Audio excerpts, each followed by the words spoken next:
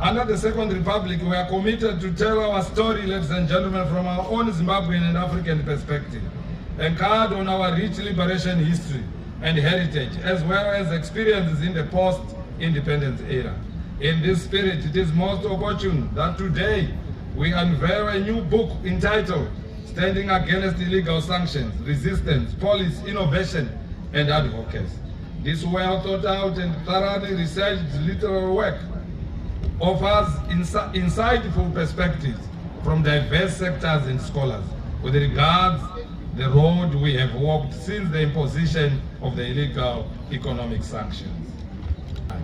Together in one accord, we echo our standing call that the illegal economic sanctions must be totally and unconditionally removed.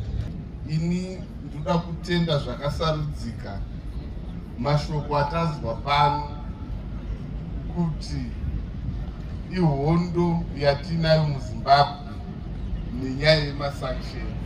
Munhu wese anoda kugara zvakanaka, ende kuti ugare zvakanaka kana paina ari kudzvanyirira ugare zvakanaka.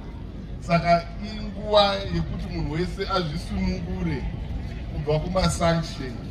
Masanctions aya ari kutadzisa iwe neni kuita zvatinofanira kunga tichiita muno muZimbabwe. Ndoda kutenda zvakare